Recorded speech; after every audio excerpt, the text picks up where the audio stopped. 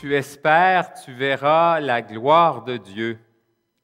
Eh bien, j'espère qu'on voit la gloire de Dieu et qu'on la ressent à travers ces réalités de foi qui sont les nôtres.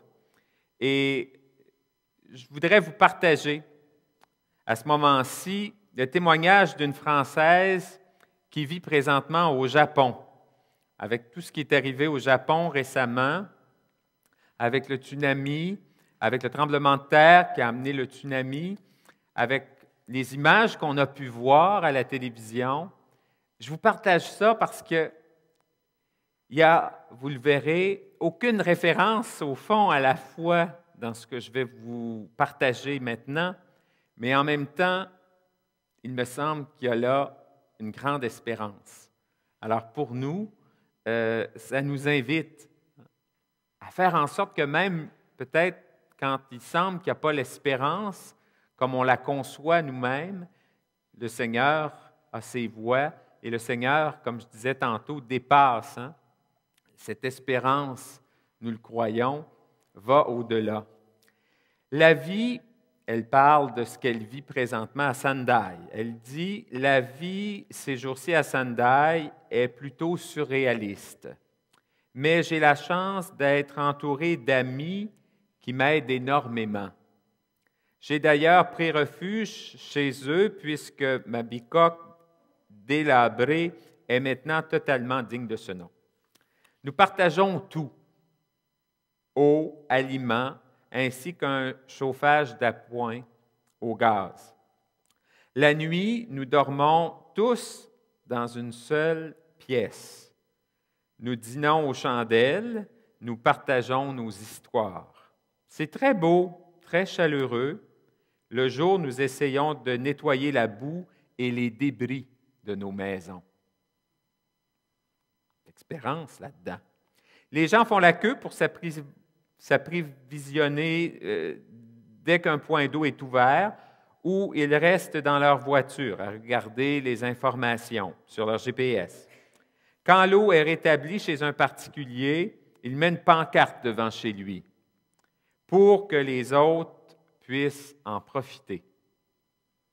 Cette dame est au Japon après tout ce qui est arrivé et elle nous partage son expérience.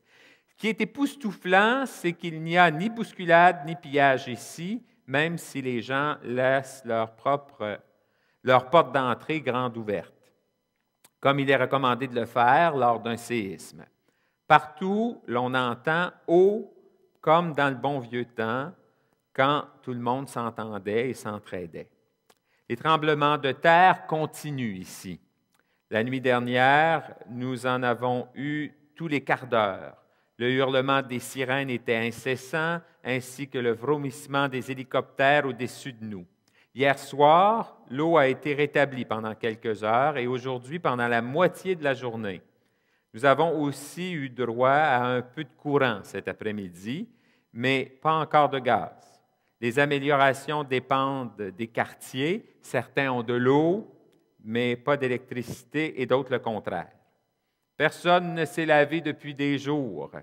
Nous sommes crasseux, mais c'est de peu d'importance. Intéressant. C'est loin de ce qu'on peut vivre au quotidien. Mais il y a de l'espérance là-dedans. J'aime ce sentiment nouveau, dit-elle. Cette disparition du superflu, de tout ce qui n'est pas essentiel. Vivre pleinement, intuitivement, instinctivement, chaleureusement et survivre, non pas en tant qu'individu, mais en tant que communauté entière. Des univers différents se côtoient étrangement. Ici, des gens dévastés, mais là, une maison intacte avec ses futons et sa lessive au soleil. Ici, des gens font interminablement la queue pour de l'eau et des provisions, alors que d'autres promènent leurs chiens. Puis aussi, quelques touches de grande beauté. D'abord, la nuit silencieuse. Pas de bruit de voiture, personne dans les rues, mais un ciel étincelant d'étoiles. D'habitude, je n'en distingue que nous deux. Les montagnes autour de Sendai se détachent en ombres chinoises magnifiques dans l'air frais de la nuit. Les Japonais sont eux-mêmes magnifiques. Chaque jour, je passe chez moi, comme en ce moment même où je profite du rétablissement de l'électricité pour vous envoyer ce courriel. Et chaque jour, je trouve de nouvelles provisions et de l'eau sur le seuil de ma porte. Qui les a déposés? Je n'en ai la moindre idée. Des hommes âgés en chapeau vert passent de maison en maison pour vérifier que chacun aille bien. Tout le monde vous demande si vous avez besoin d'aide. Nulle part je ne vois de signes de peur, de résignation. Oui, ni peur ni panique. On nous annonce cependant des répliques sismiques, voire même des séismes majeurs dans les prochains mois. En effet, le sol tremble, roule, gronde. J'ai la chance d'habiter un quartier de Sendai qui est en hauteur, un peu plus solide, et jusqu'à présent, nous avons été relativement épargnés. Hier soir, autre bienfait, le mari d'une amie m'apporte de la campagne des provisions et de l'eau. Je viens de comprendre à travers cette expérience qu'une étape cosmique est en train d'être franchie partout dans le monde et mon cœur s'ouvre de plus en plus. Mon frère m'a demandé si je me sentais petite et insignifiante par rapport à ce qui vient d'arriver. Eh bien non. Au-delà de ça, je sens que je fais partie de quelque chose de bien plus grand que moi-même. Cette renaissance mondiale est dure et pourtant, elle est magnifique. C'est bon d'entendre cette femme qui n'a aucune référence à la foi, mais qui, dans ce que je viens de vous partager, parle d'espérance. Cette espérance qui, il faut le dire, est fondée au cœur de tout être humain.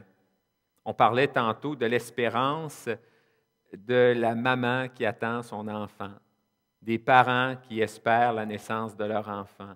On parlait de l'espérance des grands-parents. C'est ça. L'espérance, finalement, c'est plus présent dans nos vies qu'on ne le pense. Il s'agit tout simplement de reconnaître et de chercher à en vivre. Oui, Jésus-Christ, pour nous, les chrétiens, les chrétiennes, pour nous, les disciples de Jésus, c'est lui qui fonde l'espérance, qu'on appelle chrétienne, cette espérance de vie éternelle et aussi d'un monde meilleur ici, aujourd'hui et demain. Nous avons appris en effet votre foi en Jésus-Christ, et c'est dans la lettre aux Colossiens. Saint Paul parle aux chrétiens, aux chrétiennes. Oui, nous avons appris votre foi en Jésus-Christ et l'amour que vous avez pour tous les saints, à cause de l'espérance qui vous attend dans les cieux. Cette espérance vous a été annoncée par la parole de vérité, l'Évangile qui est parvenu jusqu'à vous, tout comme il porte du fruit et s'accroît dans le monde entier. Intéressant, hein?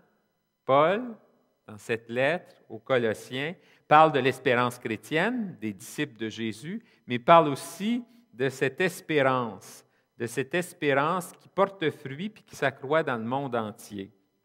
De même, fait-il parmi vous depuis le jour où vous avez reçu et connu dans la grâce la vérité de Dieu. Maintenant donc, ces trois demeurent. C'est saint Paul qui parle de la foi, l'espérance et l'amour, mais bien sûr, dit Paul, l'amour est le plus grand. Comment les expériences de salut qui nous sont relatées dans les récits évangéliques nous font-elles voir en Jésus-Christ le fondement de l'espérance pour une vie éternelle et pour un monde meilleur? Eh bien, je l'ai dit, la résurrection accomplit définitivement le dessein de vie que le Dieu créateur avait conçu en faveur de tous les êtres humains. Les récits de la résurrection et des apparitions de Jésus ont valeur de révélation de la fin des temps. Les récits de la fin ne peuvent parler de l'avenir qu'à partir du présent, à la fois de l'expérience du salut déjà reçu et aussi de l'expérience courante que l'homme fait de son monde. Cherchons pas l'espérance dans le ciel, cherchons l'espérance là où nous sommes. La résurrection de Jésus est le signe et la réalité de la résurrection générale promise à tout être humain. Notre lien avec ce signe est le témoignage que nous recevons des premiers chrétiens, des premières chrétiennes. Ceux-ci nous livrent leur vision de la promesse d'un monde nouveau à partir de ce qu'ils vivent dans leur contact neuf avec le Seigneur ressuscité. Et ce témoignage auquel nous sommes attentifs se présente donc comme une brèche dans le temps. L'identité de ces premiers chrétiens s'est construite à l'intérieur de cette brèche. À partir de celle-ci, notre identité de chrétien, de chrétienne aujourd'hui, reçoit son sceau d'authenticité. Nous ne pouvons en effet nous comprendre comme disciples du Seigneur Jésus qu'à la lumière d'une relecture du témoignage des premiers disciples, témoignage par lequel eux-mêmes se sont compris comme chrétiens, comme chrétiennes. Un mouvement d'aller-retour doit s'opérer finalement entre notre identité de chrétien aujourd'hui et l'identité de ces hommes et de ces femmes qui nous ont précédés dans la foi. Oui, puisqu'il nous faut rechercher l'identité chrétienne, eh bien, il faut le faire dans le contexte socio-historique, je dirais dans notre contexte à nous, aujourd'hui. Que nous disent les premiers chrétiens? Eh bien, qu'ils ont compris dans leur vie comment la fin déjà présente dans le Christ vivant conduit à la fin pleinement accomplie. La foi en la présence effective de Jésus a rendu possible l'espérance en la vie éternelle et en un monde meilleur, et surtout a donné un visage à l'espérance, Jésus-Christ.